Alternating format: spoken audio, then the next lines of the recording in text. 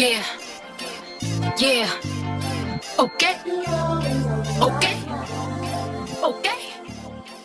Hey Doll Baddies, in today's video I will be showing you how to properly install a color wig the right way by the Melt Mother. Okay, boom, so let's just jump straight into it. So today I will be installing my custom handmade frontal EllaaBaddie unit, and today is giving very much fiery orange, blaze, sun kiss. That's what we doing today. So I do have my foundation shade, but before we jump into the shade and the color correction, we are going to be cutting off all the extra lace that does not need to be there. All that extra material, baby, I cannot see. I need to be able to see what I'm working with exactly, so I'm cutting off carefully the extra lace. I'm not going too close to the hairline, so you want to make sure you keep it at least half an inch of lace still remaining, because that's going to help you on later on. So I'm just measuring the alignment of the lace, making sure that the wig fit is perfect and that the lace is reaching from ear to ear properly, and my ball cap is not seeping through the lace. So I'm just double checking before I go ahead and start gluing down the lace. So you want to double check, verify before you start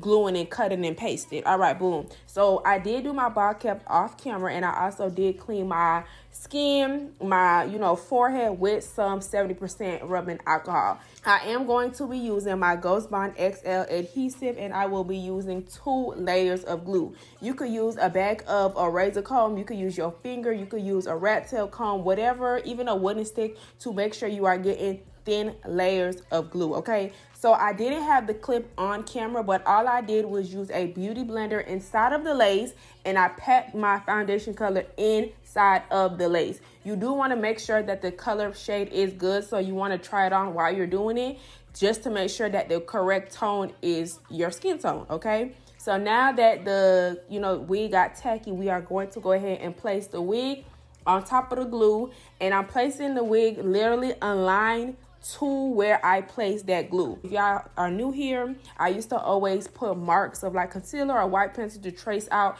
where the glue needs to go. So if you are a beginner, I highly suggest you do that, so that you are not overdoing the lace and you have a trace method of where the wig is going to be placed at. So you would do that right above the hairline. So you will just trace out where the glue is going to go at. So being that I'm familiar with my hairline, I already know what is given, where I need to put the glue, how much glue, and all of that. So if you are a beginner, definitely make sure you do that first before adding the glue. That will be basically your guideline, okay? So you'll add some marks of concealer, a little white lace glue, not white lace glue, but a white pencil to trace out where the wig is going to be placed at. So I know I'm a little bit behind, but here I am just removing the extra lace now, and I'm using a tweezer and a razor comb. So not a razor comb, an eyebrow razor. That's all it is, girl. So basically with this eyebrow razor, it isn't super brand new. So if you have a brand new eyebrow razor, you need to make sure you are super careful, because the sharper the brand new the razor, baby, the more sliced it's gonna be automatic. So you want to make sure that you are taking your time doing this. My blade is a little bit dingy, a little bit being used, so I do have a little bit of pushback, which is a good thing, so that I actually have more control of how much lace is getting cut and I'm not overcutting it. And then that tweezer in my other hand is to get that good grip. So take your time doing this. It's no rush. Listen, because once it's cut and it's gone, baby, it's gone. For my ear tabs, what I like to do is measure out my ears, and I like to go a little bit further down for my sideburn and leave more extra hair, and then I'll go ahead and go back in and cut where necessary to bring the sideburns up. But I just like to do an outline with the rat tail comb, cut out where my ear tabs gonna be at, leave my sideburns long, and then go back in and cut the sideburns if necessary. So you want to make sure you keep in a little bit more extra. Don't overcut, because once that lace is cut, baby, it ain't no coming back from that. So as far as all the pieces of lace that didn't get tacked down, maybe you missed that area for the glue, you'll just go ahead and add 2 layers. Using cold air, I'm using cold air when I'm blow drying this glue, blow drying my lace. Keep that in mind. I'm using cool air, and then you want to go ahead and paste down any tabs, any piece of lace that wasn't tacked down.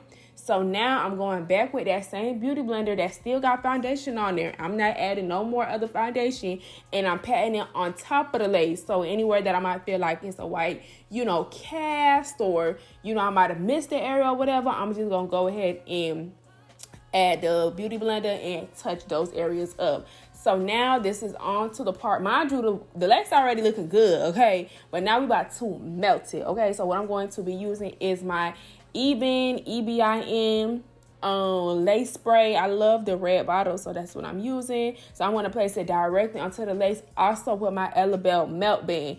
This melt band is your best friend, which can be purchased down below. I'll put the link down below so you can get yours, but go ahead and put that melt band on, and baby, now just know that it's cooking now. So this is the time when the lace is melting that you can go ahead and straighten your hair. You can do your wand curls, you can do your barrel curls, whatever step is necessary. Right now, I know that I'm going for a 90s inspired twist out, so I'm kind of just prepping which design I want to do. I know I cannot do it right this second because I need to make sure my parts are crisp and I'm getting directly on the hairline.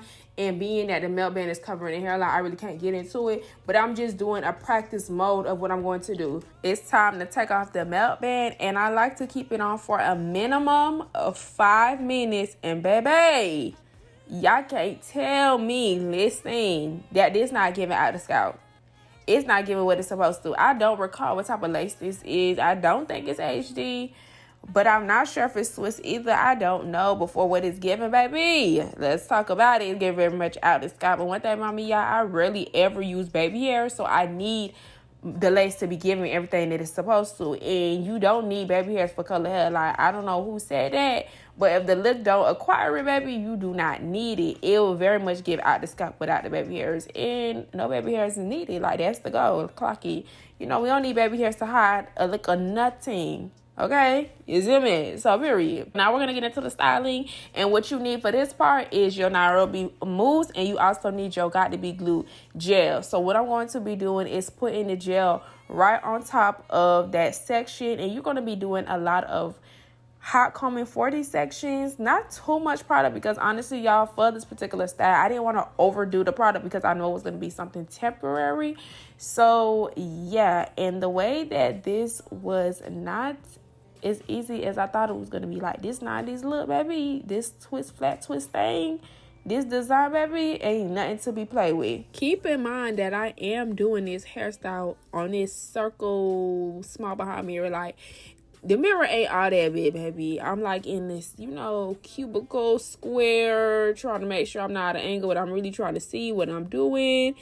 And yeah, auntie having the challenge. And for the rubber bands, I just had like some pink little rubber bands, so that's what I used. I didn't have orange or clear, so but it really didn't all too much matter because I was going to do the twisties on top. And then I'm using actually gold bobby pins to pin up the design because gold will look better and like be more seamless rather than do black.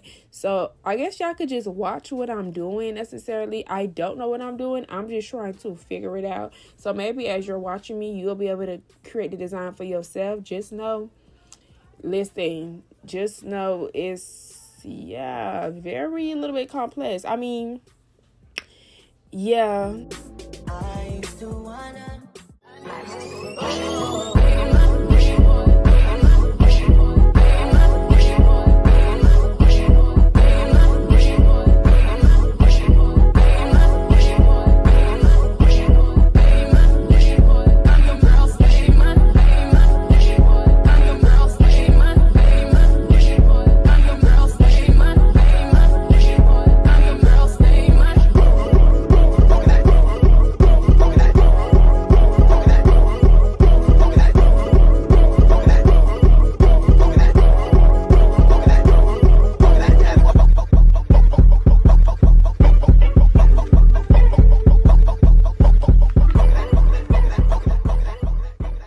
y'all, after some time trying to figure it out, I had to take a pause. I had to go in the big camera off camera and the big mirror off camera to be able to complete this design and get the swirlies how I want to, because they was just not cooperating with me. So now I'm going to just curl the pieces I have dangling down. I did not want to make them short and have like the little spikes sticking up and out and stuff like that because, like I said, this style was something temporary for me and I didn't want to like do so much cutting and molding and product buildup. So I try to keep it very much styled, but at the same time styled enough so that once the duration is over with, I could go ahead and redesign the hair and wear how I want to without having to worry about it. So yeah, probably irritated. Y'all see me rolling my eyes aggravated because the pins just want to keep coming out when you just use too much aggression, but nor here nor there. So yeah, now we are coming together and it's coming together really cute. So now I'm going to go ahead and take my free spray and just curl the ends of the hair just to give it some more action and that the ends just don't look dull and just dry. You want to add some, you know, character to it, some dimension, some flair.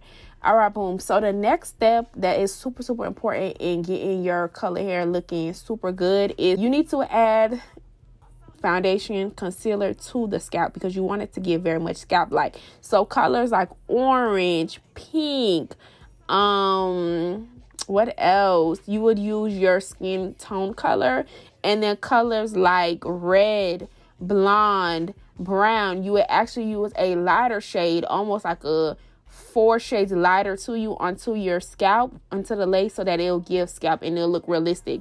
And then what you would do is take the eyeshadow, the same eyeshadow color of your hair, whether it is purple, pink, blue, whatever, and add it into the roots. So sometimes you need to go ahead and get closer to the roots. This is obviously if you customized it yourself, or even if you want the parting to look crisp and sharp. This is what you would do, is to take that same eyeshadow color and use a flat brush and go close to the scalp and then create that nice perfect line. So that is basically it. Is super easy, but it's just tedious and it takes time to perfect this skill, and it's very much doable, and you could get this same exact look with any color you get, and just use these same type of tips that I gave y'all in this video for any color you do. I'll check you guys out in the next video. I hope you guys enjoy. Don't forget to like, comment, and subscribe, and let me know what else type of videos you would like. If you're not already a part of the Doll Baddies gang, make sure you subscribe to be a part of the Doll Baddies gang, because Doll Baddies gang taking over. All right, see y'all later. Mwah. Bye.